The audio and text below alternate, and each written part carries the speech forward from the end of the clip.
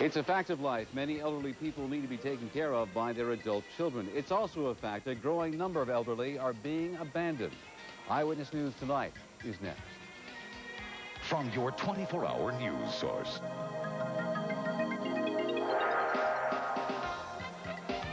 Frank Robertson. Shelley Ring. Roy Leep. And Lee Hardy. Channel 13 Eyewitness News Tonight. Good evening, I'm Frank Robertson. And I'm Kelly Ring. In our top story tonight, it's hard to imagine who would just abandon an 84-year-old man. But that's what happened to an elderly Alzheimer's victim in Idaho. And here in the Bay Area, social workers say this is part of a growing number of so-called granny dumpings.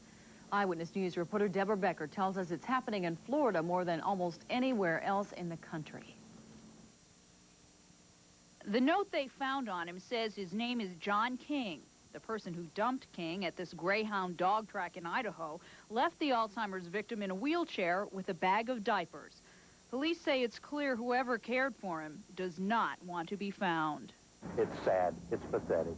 An informal survey shows elderly dumping is on the rise in all 50 states, especially in New York, Florida, and Texas. In Tampa, HRS caseworker John Sawyer says the number of so-called granny dumping cases he's seeing has doubled since last year to as many as 8 per month.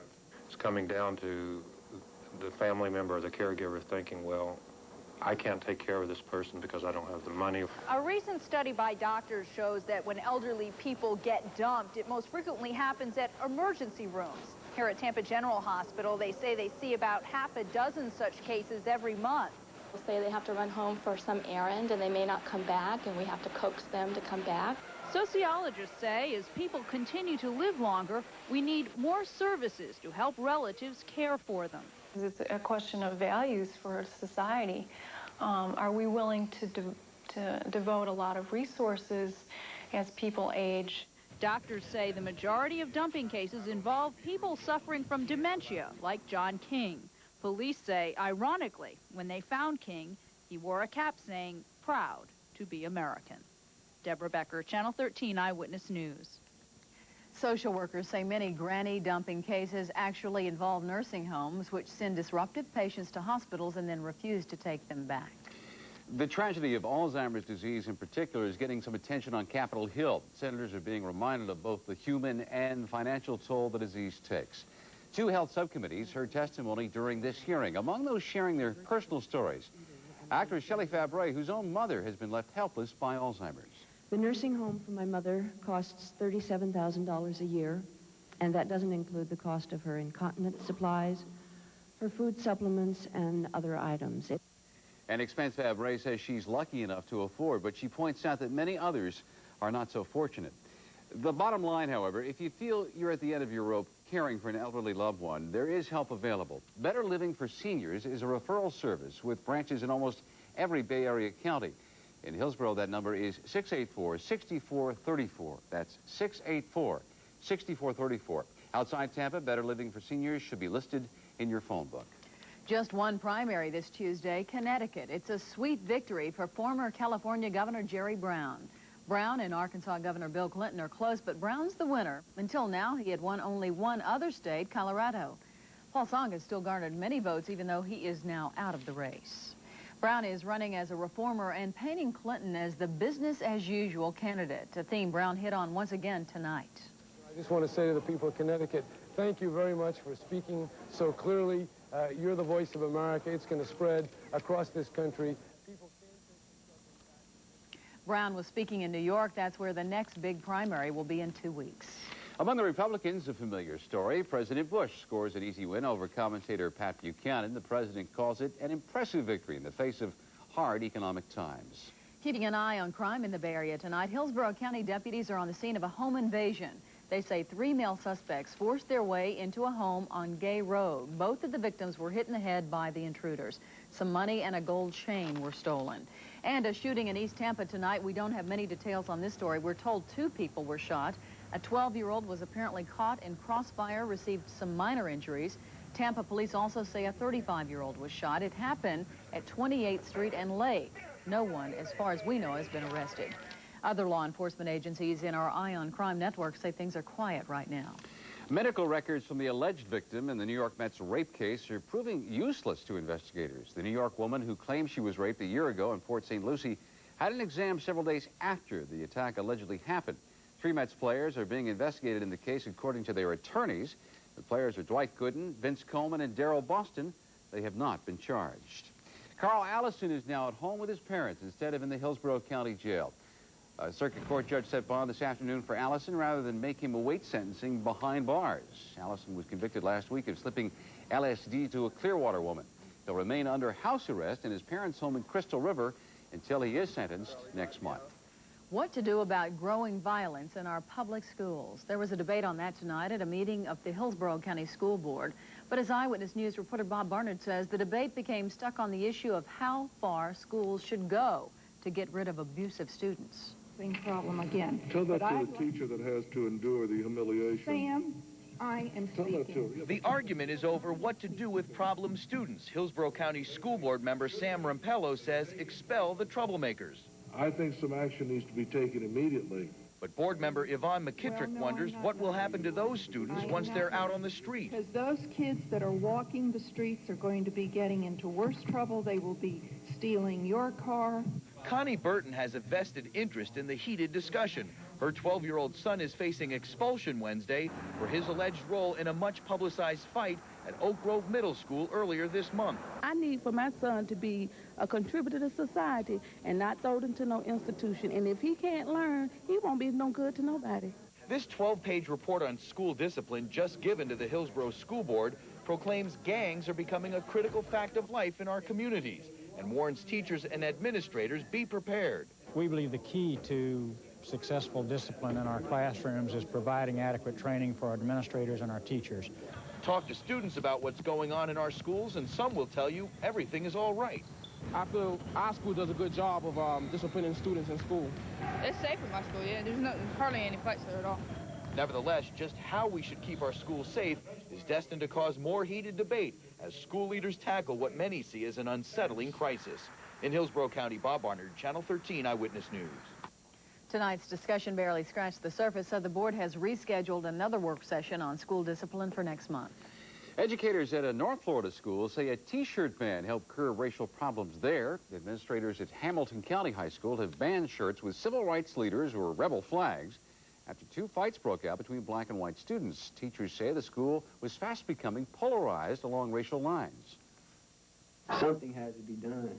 And, you know, maybe, you know, that woke everybody up. You know, I guess when 2 people fight, you know, somebody's shooting there, you know, everybody's going to stop for a minute, you know.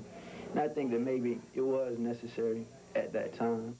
So far, administrators say the ban is helping to calm racial tension, and students and teachers are now drafting a new dress code aimed at eliminating future problems. Leading tonight's Eyewitness News Digest, liftoff of the Shuttle Atlantis. The beginning of its environmental mission headlines our state news. After liftoff from Kennedy Space Center, the crew had to correct its orbit with an unplanned engine firing. But once back on track, the 7 astronauts began gathering information on how the sun affects the Earth's climate. Fire has destroyed a $500,000 home in West Palm Beach. Firefighters were unable to either save the home or an antique Rolls-Royce in the garage. The owners weren't home at the time. A Palm Beach County Sheriff's deputy in extremely critical condition after a wreck. The deputy's car was hit by a semi at a busy intersection in Jupiter. Rescue crews had to cut her from the wreckage, and she is not expected to survive. Around the nation tonight, several hundred people gathered on Capitol Hill demanding the repeal of the luxury tax. Jewelry makers and boat builders say their industries are hurting. They want the tax repealed by Memorial Day.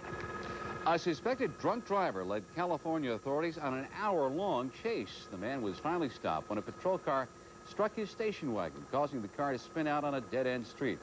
He was arrested just moments later. More evidence pointing toward icing as a possible cause of that U.S. air crash. The de-icing fluid used on the jet Sunday night normally protects against ice for only 5 minutes. 35 minutes passed, though, between the de-icing and takeoff. Since 1948, snow or ice has been cited as a major factor in 14 plane accidents. Around the world, a cargo plane landed into a mountain near Athens, Greece, just minutes after reporting instrument failure. The crash killed all 7 people on board. The Boeing 707 was trying to land at Athens Airport. Fire broke out at a hotel in Amman, Jordan, leaving guests stranded on balconies and upper floors. Officials say there were at least 36 people trapped in the building, not including hotel employees. So far, one person is confirmed dead. Radioactive gas escaped into the atmosphere today from a nuclear power plant near St. Petersburg, Russia. The reactor was immediately shut down. Officials didn't say how much radiation was released, but did say there is no danger to the public. Coming up, if you want some free tax advice, grab a pencil and pad. Coming up on Eyewitness News tonight, we'll tell you how to reach our experts on call. Also, Governor Childs deals with another financial matter near and dear to many of us, health care. And later, it's the Eyewitness newsreel, featuring a pool player with a tricky stick and a woman who proves the phrase, "You're never too old."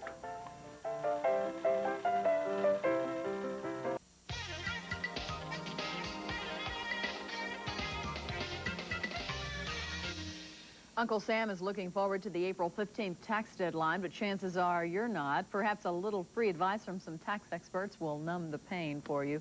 Eyewitness News anchor Denise White is in Studio B now with our experts on call who are taking your questions on filing tax returns. Denise.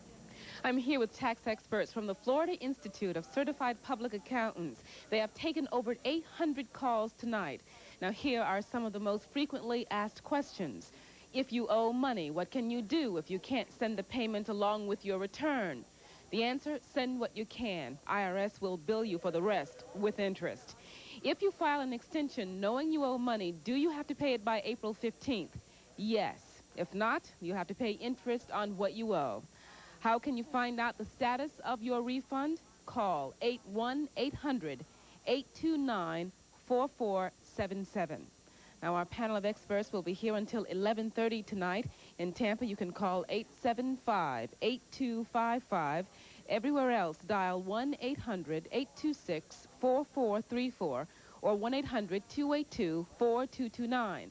And our Spanish-speaking viewers can speak with our Spanish interpreters who are standing by. And remember to file early, and don't forget to sign your return. That is the most common mistake. Frank? Haven't thought about that. Thank you so much, Denise. Well, right now, 1 out of 5 people in Florida is without health insurance. But Governor Childs signed a bill into law today that will change that. The bill requires businesses to provide health care coverage to workers by 1995. The governor says Florida is the first state to provide health insurance to all of its residents. Under this bill, if the private sector can't provide care for all Floridians, the state will step in. Coming up, tight finances can cause some depression in some people, but that depression can be treated. That story is still ahead. But up next on Eyewitness News tonight, Roy will tell us what Wednesday's weather is going to be like.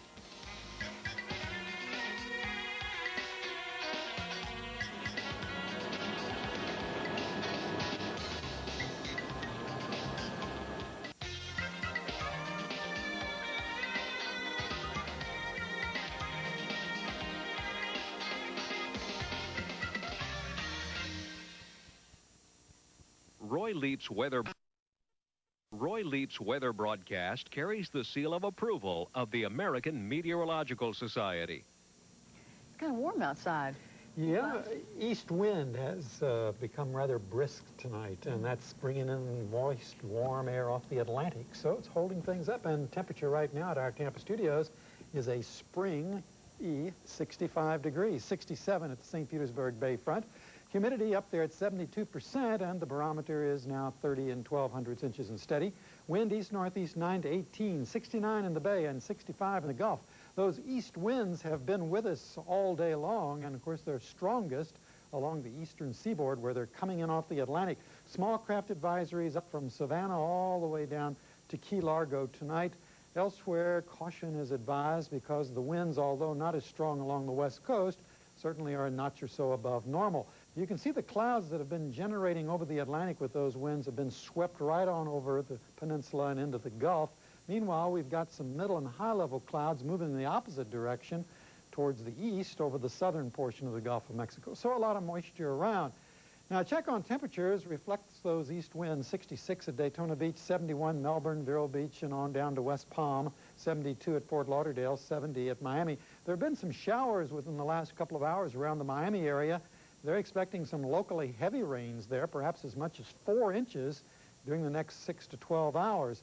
Along the west coast, skies are partly cloudy at this hour. No rain around. 64 now at Tampa, 67 St. Petersburg, Sarasota, Bradenton 63, and Fort Myers 69. Sky Tower radar has been picking up a few little light showers along the east coast over in Brevard County. Every once in a while they get over into Osceola as far west as Polk, but they're quite light and quite small, as you can see, moving generally towards the west. On the national weather scene, it's the same old story. We've got that subtropical jet stream, and once more we're seeing the effects of it, pulling up large masses of moisture and moving it rapidly our direction. At the same time, cold polar air continues locked in to the northeast and much of Canada. Surface map tonight shows one storm system developing in Oklahoma and Texas, and that's going to be moving rapidly eastward. A second one is off the California coast, coming eastward as well. In between, cold air is dropping southward behind the first system. A lot of Arctic air there, but the main thrust is going to be across the Great Lakes and on into the northeast. High-pressure system off the east coast, the clockwise flow is giving us the brisk east winds tonight. Tomorrow at this time, we'll see a lot of clouds and rain across the southeast, may even be a few embedded thunderstorms there as all that moisture from the central plains moves eastward. And temperatures will continue mild over our area until a cold front comes through sometime on Thursday morning, drops them back a few degrees, and then we'll wait the next round of wet weather, which will probably come with this system. The timing on these are very difficult because the speed is quite rapid and quite changeable from day to day. Satellite view this evening shows the disturbance over the central plains. You can see the clouds circulating around it. There have been some severe thunderstorms in Texas earlier tonight. There continues a severe thunderstorm watch for the next few hours there. You can just begin to see the bright area of clouds approaching the California coast with the next one. Temperatures, well, it's 49 at Seattle, 48 at Salt Lake City. Phoenix has 71. Farther east, Denver 38, Bismarck and Rapid City at 34. Minneapolis is a mild 53 this evening, 48 at Chicago, 54 at St. Louis, down at Houston 65, 52 at Memphis, 34 at Boston, 40 at New York, and 50 at Atlanta. Well, outside our Tampa studios, it's partly cloudy, and that's where we're expecting to continue the rest of the evening. 58 degrees tomorrow morning. Then tomorrow, increasing clouds with a chance of some rain, maybe some showers around, high temperature around 77. Then the showers ending and a little cooler on Thursday with 60 to a high of 73. So again, changeable weather on the way. Hard to keep up. It is. Okay, we'll see you in a minute, Roy. Thank you. If you are worried about so-called secondhand smoke, you're not alone. That's up next in News for Your Health. Also, how doctors are treating a particular kind of depression. Depression caused by recession. Still ahead on Eyewitness News tonight.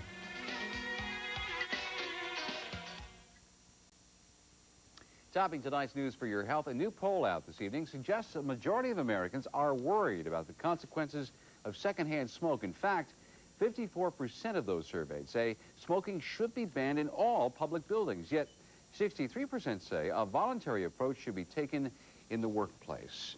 President Bush has his annual checkup on Thursday at Bethesda Naval Hospital near Washington. An eye specialist from Baltimore will try to find out whether the president's glaucoma has worsened. The doctor diagnosed the condition a couple of years ago, but at that time said he didn't need to do anything about it.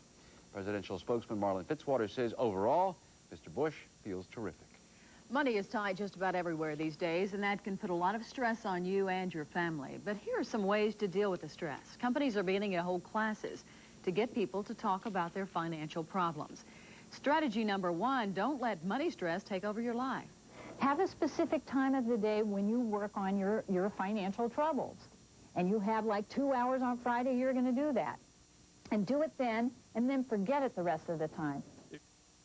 Experts say it's best to negotiate with the people to whom you owe money. Tell them you're going to pay and that you aren't going to declare bankruptcy.